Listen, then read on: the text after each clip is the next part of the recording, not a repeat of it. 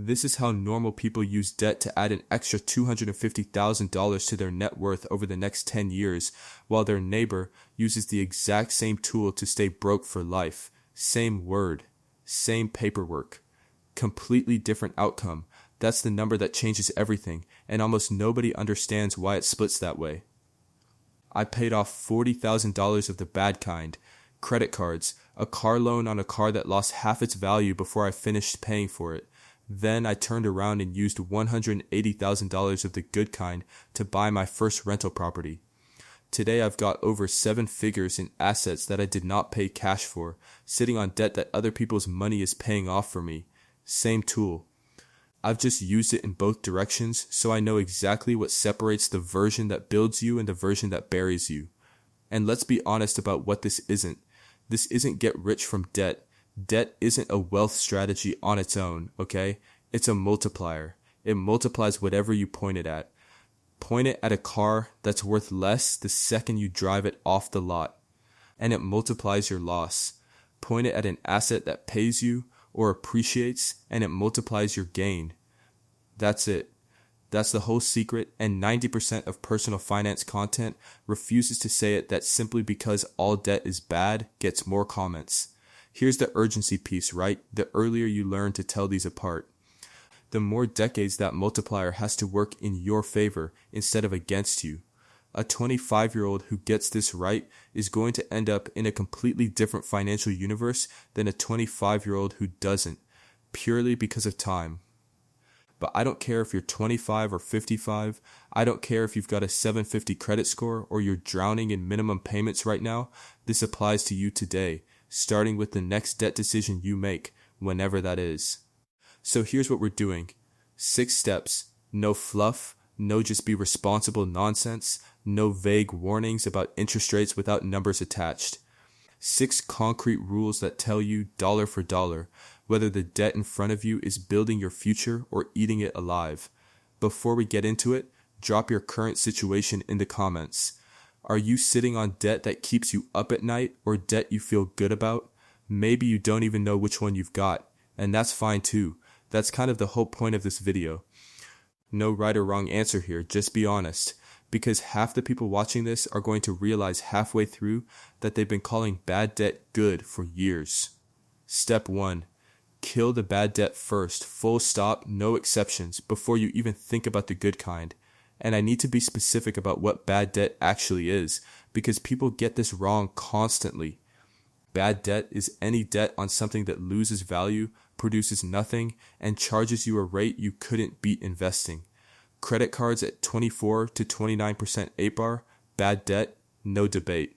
A car loan on a $45,000 truck that's worth $30,000 the day you drive it home, bad debt, even at a decent rate, because the asset itself is bleeding value under you.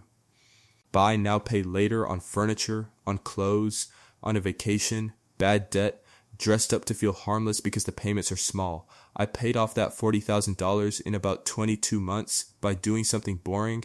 I sold the car that was killing me, drove a $4,000 Honda Civic for 2 years, and threw every extra dollar at the highest interest balance first. Not glamorous, worked anyway.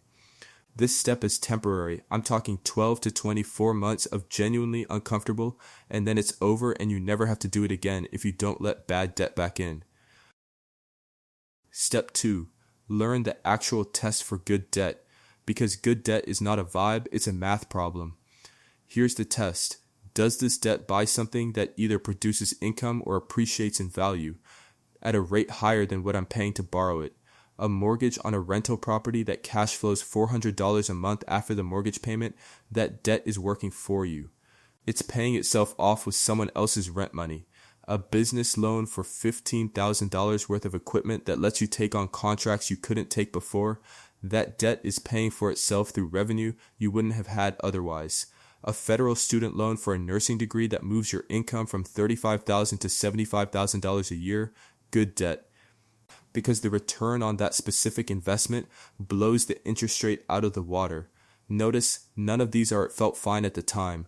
They're all math you can actually run before you sign anything. Step 3, and this is where people mess up even when they understand step 2, only use good debt on assets that either pay you monthly or appreciate on a track record, not a hope. This is where I've watched friends turn good debt into bad debt by pointing it at the wrong thing. Leverage for a rental property in a market with real rental demand, with numbers you've actually run, that's good debt.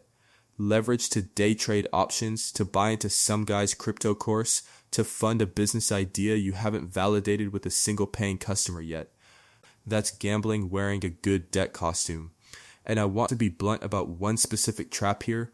Taking out a loan to trade stocks or options is one of the fastest ways to turn I read a book about leverage into I owe $30,000 and have nothing to show for it. The data on retail day traders is brutal. The overwhelming majority lose money over any multi-year period, and that's with their own cash. Add borrowed money to a losing game and you haven't found a shortcut, you've found a faster way to zero. Now, step 4. Match the term of the debt to the life of the asset. This one sounds technical, but it's simple once you see it. A 30-year mortgage on a house that'll stand for 100 years? Fine. The debt term makes sense against the asset's lifespan. Financing a $2,500 couch over 3 years at 22% through some in-store card, the couch will be stained and falling apart before you've even paid for it. The debt outlives the value of the thing it bought. This is exactly how good seeming debt quietly turns bad, not because the rate was insane, but because you stretched payments on a fast depreciating thing over a long, slow timeline. Quick gut check I use: if I paid this off tomorrow, would the thing I bought still be worth roughly what I paid? If the answer is no, that debt needs to be short and aggressive, not stretched out to make the monthly payment feel smaller. Step 5, and this is where I want to actually plug something, because this is the step people ask me about the most. Sane leverage ratios. Just because a bank will approve you for an 85 or 90% loan to value loan doesn't mean you should take it. I keep my real estate leverage around 75 to 80% loan to value, which means I've always got a cushion if a market dips or a property sits vacant for a couple months. That cushion is the difference between the market wobbled and I was fine and the market wobbled and I got wiped out. If you're trying to figure out your actual sane leverage ratio for your specific numbers, not generic advice, your numbers, that's genuinely one of the things my team and I work through with people one-on-one. There's an application link below if you want us to look at your specific debt picture and tell you honestly whether what you're carrying is a lever or a landmine. No pressure either way, but if it's a good fit, we'll get on a call. Step 6, and this is the hardest one, so pay attention here. The hardest step isn't paying off bad debt. It's not learning the good debt test. The hardest step is not letting good debt become your excuse to overborrow the second you start seeing it work. I've watched people buy one cash flowing rental feel like geniuses, and then go leverage themselves into 3 more properties in 18 months with barely any reserves, because debt is good now, right? Then, one bad tenant, one slow month, one repair on all 3 roofs at once, and the whole thing that was supposed to be building them collapses under its own weight. I've kept my own lifestyle almost identical since I crossed my first $100,000 in rental equity. Same car, same apartment for another 2 years after that milestone hit, because the temptation to reward yourself by loosening up right when the debt starts working is enormous, and it's exactly when you need the most discipline, not the least. The people who actually build lasting wealth off debt are boring on purpose for years while it compounds quietly in the background. So if you remember nothing else, kill the bad debt first, run the actual good debt test before you borrow $1, only point good debt at things that pay you or provably appreciate, match your debt term to how long the thing actually holds value, keep your leverage ratio sane with a real cushion, and don't let early wins talk you into overextending. 6 steps. Zoom out with me for a second. That rental property I bought with $180,000 of good debt 10 years ago, the mortgage is being paid down every month by rent I didn't have to earn myself, the property's appreciated on top of that, and the debt itself has functioned like a forced tax-advantaged savings account the entire time. Run that same pattern across a decade, across 2 or 3 properties instead of 1. And that's genuinely where $250,000 in extra net worth comes from, not from some trick, just from letting time and correctly used debt do boring compounding work, while everyone else is still arguing on the internet about whether debt is good or bad in the abstract. And one more gut check before we close this out.